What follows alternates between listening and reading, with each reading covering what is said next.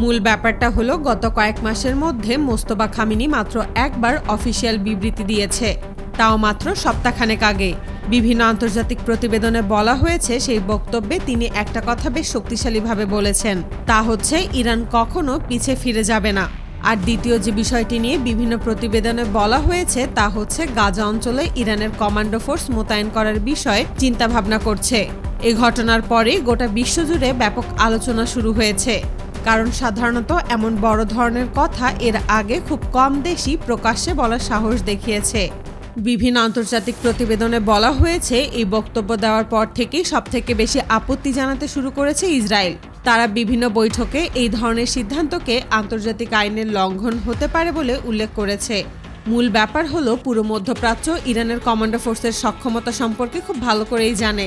শুধু মধ্যপ্রাচ্য নয়, গোটা বিশ্বেই ইরানের এই কমান্ডো ফোর্স নিয়ে বিভিন্ন সময় অনেক আলোচনা হয়েছে, কারণ এই ধরনের ফোর্স মূলত অনেক হাইলি ট্রেইনড, কঠিন প্রশিক্ষণপ্রাপ্ত এবং তাদের কাছে অত্যাধুনিক সব অস্ত্র ও সরঞ্জাম থাকে।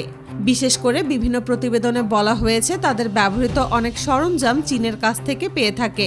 আর গোটা বিশ্ব খুব ভালো করেই জানে যে চীন বর্তমানে তাদের সামরিক বাহিনীতে অত্যাধুনিক প্রযুক্তি ব্যবহারের উপর অনেক গুরুত্ব দিয়ে থাকে। ফলে এই কারণেও ইরানের এই বিশেষ বাহিনী এবং তাদের ব্যবহৃত সরঞ্জাম নিয়ে আলোচনা লেগেই থাকে। এই বাহিনীর বিশেষ বৈশিষ্ট্য হলো তাদের বিভিন্ন গোপন কার্যক্রম কিংবা উদ্ধার অভিযান। বিভিন্ন প্রতিবেদনে বলা হয়েছে ইরানের বিভিন্ন উদ্ধার অভিযানে এই বাহিনী অংশ নিয়ে থাকে। আরও বলা হয়েছে ইরানের ভেতরে বিদেশি গোয়েন্দা কিংবা তথ্য পাচারের সঙ্গে জড়িত বিভিন্ন এজেন্টকে শনাক্ত করার ক্ষেত্রেও এই ধরনের বিশেষ ইউনিট গুরুত্বপূর্ণ ভূমিকা পালন করেছে। তবে এর থেকেও আশ্চর্যের ব্যাপার হলো বিভিন্ন প্রতিবেদনে উঠে এসেছে আইআরজিসির এক বক্তৃতায় বলেছে যদি ইরানের কমান্ডো ফোর্স সত্যি গাজা অঞ্চলে পাঠানো হয় তাহলে তাদের সঙ্গে অত্যাধুনিক J-16 ফাইটার জেট পাঠানোর বিষয়টিও বিবেচনায় রাখা হয়েছে। আর এই ফাইটার জেটের বিষয়টি সামনে আসার পর থেকেই নেতানিয়াহুকে তার বন্ধু রাষ্ট্রগুলোর সাথে বৈঠক করতে দেখা গেছে, কারণ এতদিন পর্যন্ত ইরানের কাছে রাশিয়ার বিভিন্ন যুদ্ধ বিমান, বিশেষ করে MiG-29 নিয়ে অনেক আলোচনা হয়েছে। কিন্তু এই প্রথমবার চীনের অত্যাধুনিক J-16 যুদ্ধবিমান নিয়ে আলোচনা শুরু হয়েছে।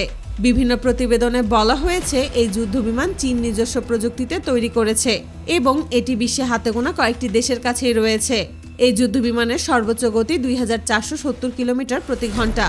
একবার ফুয়েল লোড দিয়ে এটি প্রায় 3900 কিলোমিটার পর্যন্ত যেতে পারে। এই যুদ্ধবিমানে অত্যাধুনিক AESA রাডার প্রযুক্তি ব্যবহার করা হয়েছে, যার ফলে এটি একসঙ্গে 16টা টার্গেট শনাক্ত করতে পারে এবং একই সময় 10টারও বেশি টার্গেটে লড়াই চালিয়ে যেতে পারে। তবে এর থেকেও আশ্চর্যের ব্যাপার হলো এই বিষয়গুলো সামনে আসার পরই তুরস্ক থেকেও বিশেষ প্রতিক্রিয়া এসেছে বলে বিভিন্ন প্রতিবেদনে উল্লেখ করা হয়েছে। সেখানে এই বিষয়টিকে ইতিবাচকভাবে দেখা হয়েছে বলেও বিভিন্ন প্রতিবেদনে বলা হয়েছে। নেতানিয়াহুর সংবাদ সম্মেলনগুলো দেখে মনে হচ্ছে এই পুরো বিষয়টি নিয়ে যেন মোটেও খুশি নয় ইসরায়েল। বিভিন্ন প্রতিবেদনে বলা হয়েছে এই বিষয়টি নিয়ে তারা যুক্তরাষ্ট্রের সঙ্গে বেশ কয়েকটি গুরুত্বপূর্ণ বৈঠক করতে যাচ্ছে, কারণ মধ্যপ্রাচ্যে নতুন কোনো সামরিক সমীকরণ তৈরি হলে সেটি শুধু ওই অঞ্চলের জন্য নয়, বরং গোটা বিশ্বের জন্যই নতুন ধরনের আলোচনার জন্ম দিতে পারে। আর এই কারণেই বর্তমানে এই বিষয়টি নিয়ে গোটা বিশ্বে ব্যাপক আলোচনা শুরু হয়েছে। বিভিন্ন সামরিক বিশ্লেষক, আন্তর্জাতিক গণমাধ্যম এবং কূটনৈতিক মহল এখন পুরো পরিস্থিতির উপর নজর রাখছে। তবে এখনো পর্যন্ত নিশ্চিত করে বলা হয়নি যে ঠিক কবে নাগাদ কমান্ডো ফোর্স পাঠাতে পারে ইরান, এবং তুরস্ক ইরানের সাথে কোনো ধরনের আলোচনায় বসবে কিনা এ ব্যাপারটি নিয়েও নিশ্চিত কোনো তথ্য সামনে আসেনি।